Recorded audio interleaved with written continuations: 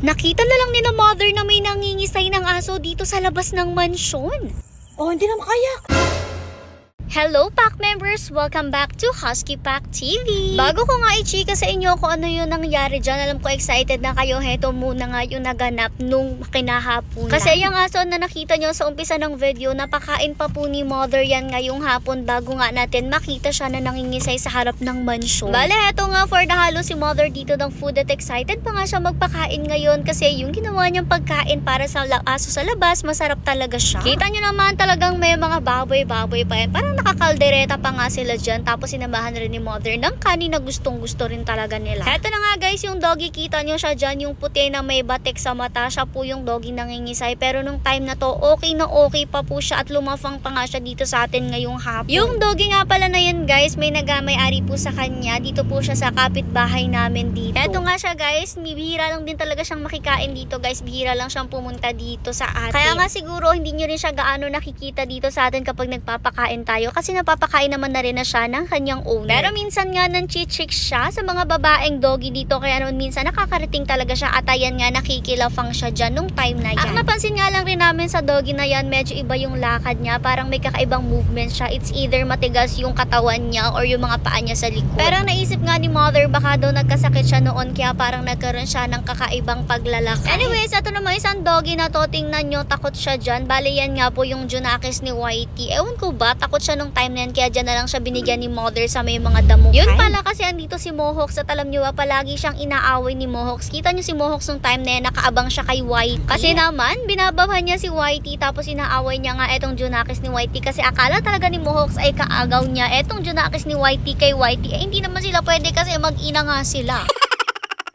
Anyways, ayan na nga, dito na lang siya pinakain ni mother. Tapos binantayan rin nga siya para hindi siya maaway ni Mohawks. Habang nagsisilapangan rin nga pala sila, unti-unting dumadating iba't iba pa mga doggies. Bale, eto nga yung brown na anak ni bakla. Tingnan nyo, medyo takot rin talaga etong isang to. Ang tagal-tagal na nga niyang hindi nakakapunta dito sa atin kasi naman inaaway siya ng ibang mga doggies dito. Basta nga makita siyang andito, automatic inaaway na siya. Kaya naman kung mapapansin nyo, medyo iba siya kumain. Kakain siya ng konti, tapos aalis, tapos kakain ulit, tapos tatakbo ulit paalis. Yun nga po ay dahil takot talaga siya sa ibang mga doggies dito. O diba nakakaawa naman siya ni hindi siya makakain man lang ng ayos. Napakabait pa naman niya. Pero guys, ito nga pala ay kapatid ni Oreo. Pero medyo maliit nga siya kasi ang Oreo natin napakalaki namang bata. Anyways, ito na nga guys, nung kinagabihan may narinig si mother, bigla siyang napatakbo dito sa labas. At heto nga po guys ang nakita niya. Dito sa tapat mismo ng mansyon natin, merong asong nakahiga. At nung time na to guys, nangingisay-ngisay pa siya. Pero kung mapapansin nyo, gising siya dito guys, yun nga lang parang hirap siyang huminga nung time na to. Talagang hindi rin magkaintindihan si mother kung ano ba yung gagawin niya. Hindi rin kasi niya alam talaga kung ano yung nangyari. Basta alam nga lang niya is may tumunog, may umiyak ng konti, tapos paglabas niya, heto na yung nakita niya.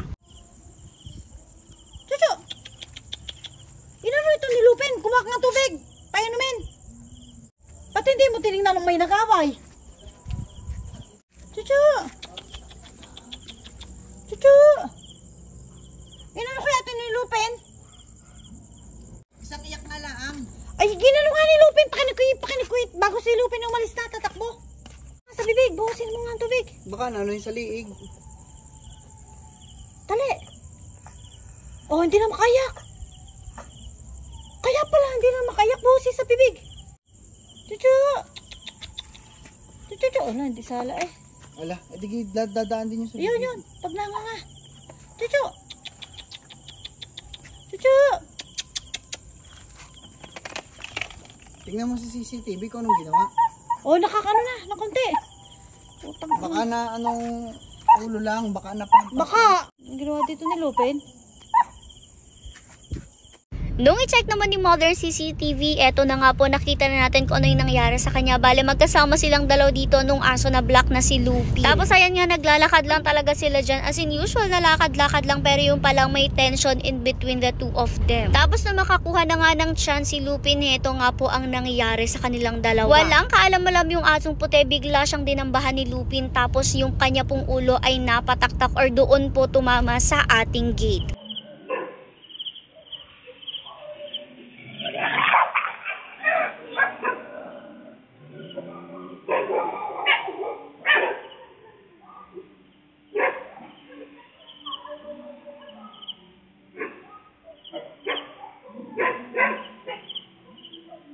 Grabe, yung ulo niya mismo yung napatama guys. Kaya naman pala hindi na siya nakabangon na talaga nangisay na rin siya dyan. Kahit nga sa CCTV, pakinig na pakinig nyo yung sound nga po nung tumama yung kanyang ulo dyan sa pinaka-poste natin. Sakto naman nung time na to, nasa tambayan si mother, nakaupo lang siya doon. Tapos daka narinig niya nga po na biglang may lumagabog kaya siya napalabas. Buti na nga lang din at nakalabas sila nung time na to kasi siguro kung walang tumulong sa doggy na to, Diyos ko baka kung ano na yung nangyari sa kanya. Bale, binantayan nga lang din muna ni mother etong doggy na to. Tas nung medyo okay na nga siya, ayan guys, talagang medyo nakaangat na po yung kanyang ulo dito. Chinek rin nga pala ni mother yung ating pinaka-poste and grabe guys, nagka-dent daw po talaga yung pinaka-side na yan. Imagine nyo kung gaano kalakas yung impact nun. Sabi ko nga, miracle na lang din na kineri pa niya, na buhay pa siya kasi grabe guys, ulo na mismo niya yung tumaktak dyan. Anyways, binantayan nga lang din muna sila ni mother ulit dyan. Binigyan pa nga siya ng water if ever man na gusto niyang uminom. Nung time kasi na yan, obviously, liyong-liyo pa rin talaga siya, kaya po hindi pa rin siya nakakabangon. Pero syempre, hinintay pa rin nga po ni mother na maging okay siya. Bale, hinayaan lang muna niya na nakaganyan kasi sadyang hindi pa talaga niya kakayanin. Ang ginawa rin nga ni mother, medyo dumistansya rin siya ng konti kasi ayaw nga ni doggy na may malapit sa kanya since noon pa man ay hindi naman siya lumalapit talaga sa atin. Bale, for the upo nga lang muna dyan si mother, chine-check